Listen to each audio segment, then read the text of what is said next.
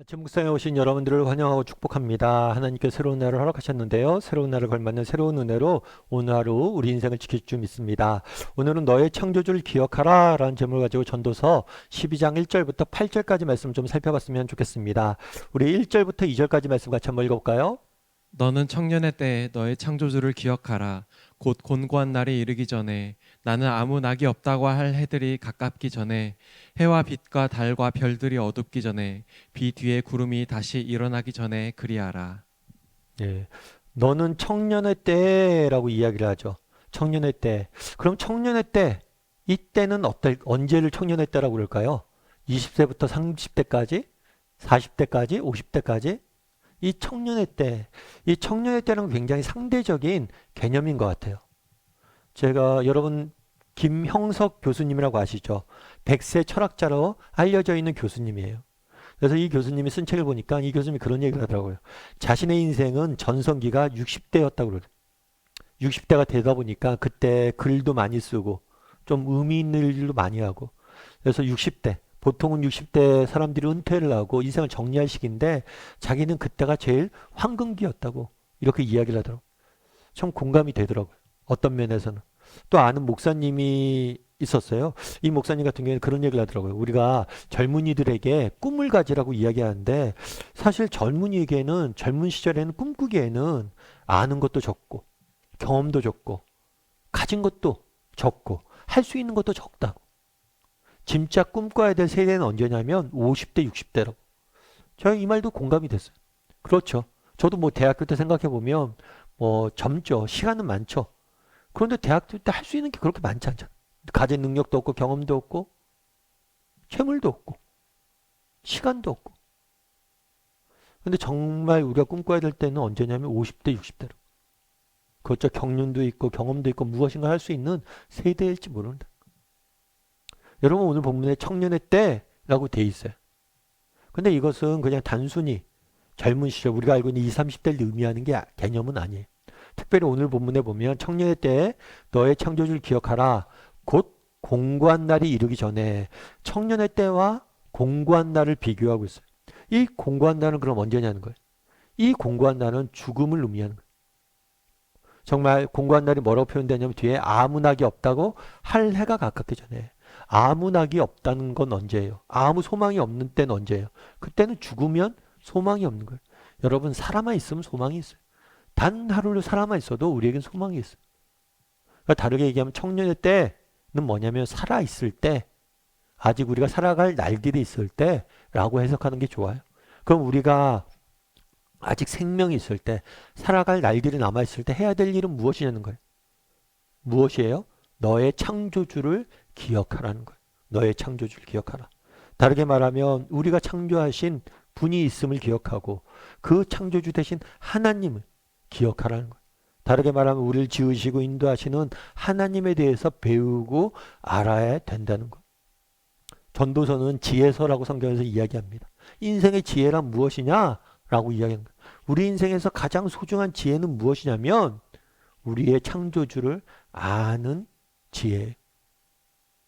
우리를 지으신 분이 누구인지 아는 것. 그것이 가장 소중한 지혜라는 것. 여러분들이 영화나 드라마나 책이나 문학작품이나 어떤 예술 작품을 볼 때 가장 주의 깊게 봐야 될 것이 있어요. 그건 뭐냐면 작가예요, 작가. 그 작품을 만든 사람이 누구인지를 알아야 돼. 왜냐하면 그걸 알아야지만 그 작가가 말하고자 하는 메시지를 알고 그 메시지를 알아야지만 작품을 이해하게 되는 거예요. 마찬가지. 여러분 우리가 이 땅을 살입니다. 우리 인생을 알아야 될 거 아니에요. 여러분 우리가 열심히 살아요. 열심히 사는 것보다 더 중요한 건 뭐예요? 우리가 무엇을 하며 살아야 되고 어디로 가야 되는 건지를 아는 거예요. 정말 속도보다 더 중요한 건 인생의 방향이라는 걸 모르는 사람은 없어요. 정말 엉뚱한 방향으로 아무리 열심히 달리면 뭐합니까? 오히려 그게 폐악인 거예요. 정말 중요한 것은 뭐냐면 방향을 아는 거예요. 그럼 이 방향은 어떻게 할 수 있냐는 거예요. 우리 만드신 하나님을 알아야 된다는 거예요. 여러분 물건을 한번 산다고 가정을 해보세요. 여러분들 핸드폰 삽니다. 여러분 핸드폰 살 때 여러분 가장 뭘 제일 먼저 봐요?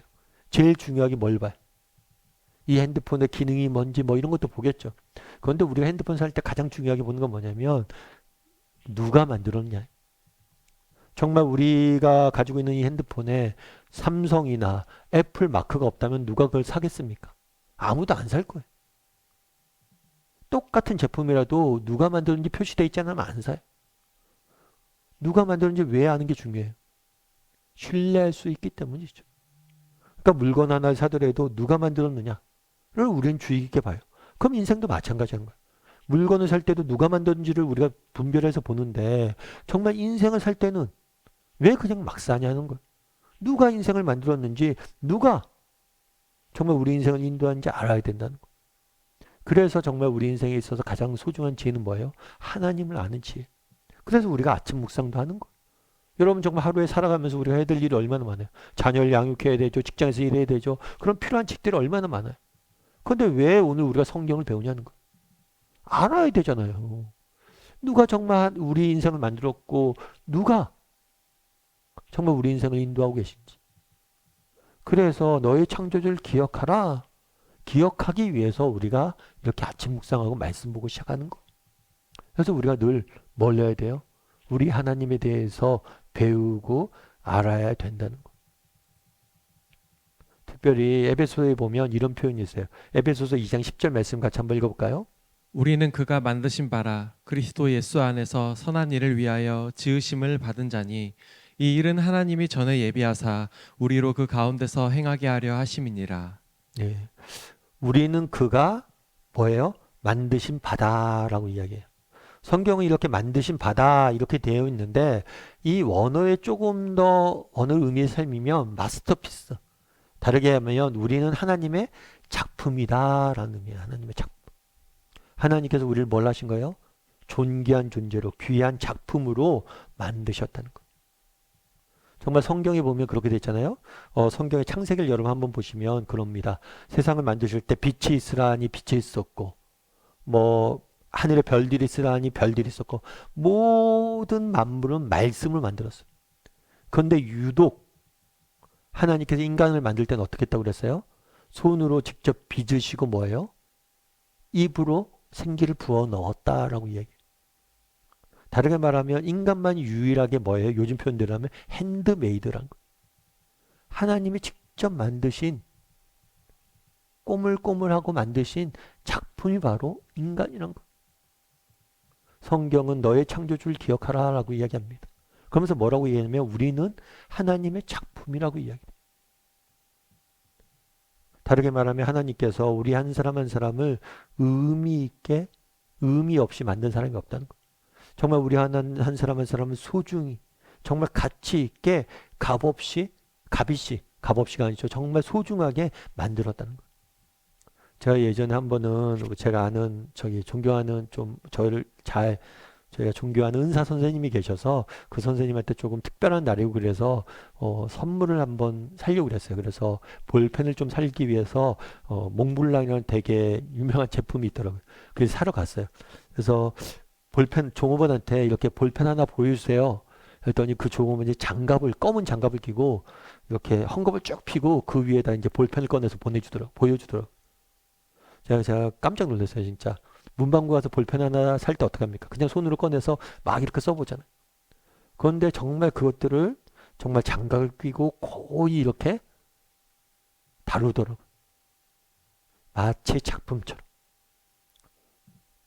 정말 그걸 보면서 되게 많이 여러 가지 생각이 들었어요.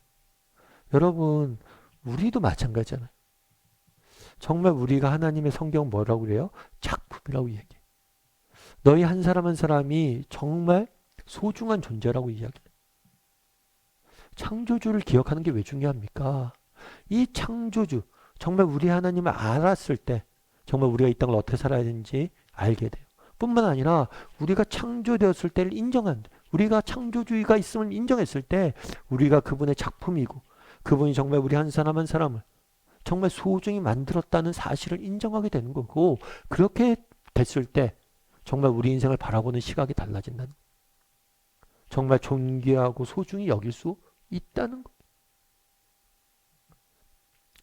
정말 오늘 본문에서 뭐라고 이야기합니까? 창조주를 기억해라. 정말 우리가 하나님이 나를 만드신 분이 있음을 기억하고 정말 하나님에 대해서 우리는 배워야 됩니다. 그렇게 했을 때만 이 어두운 세상을 살아갈 수 있는 정말 지혜를 배울 수 있어요. 가장 소중한 건 하나님에 대해서 배우는 거예요. 물건 하나 살 때도 그 물건을 만든 사람에 대해서 우리가 주의 깊게 보잖아요. 그러니까 우리가 하나님에 대해서 배워야 돼. 뿐만 아니라 무엇을 기억해야 돼요? 우리는 하나님의 작품임을 기억해야 돼. 우리는 그냥 우연히 만들어진 존재가 아니에요. 하나님의 특별한 계획과 목적을 가지고 보내셨어. 우리 한 사람 한 사람은 정말 하나님의 작품이에요. 이 사실을 기억하고 살았으면 좋겠어요.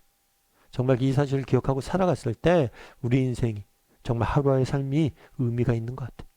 그래서 오늘은 정말 창조주를 기억하는 하루가 되었으면 좋겠습니다. 하나님께서 우리를 지으셨고 우리를 작품을 만드셨다는 사실을 기억하고 하루하루 살아가는 저와 여러분이 되기를 주님의 이름으로 소원합니다.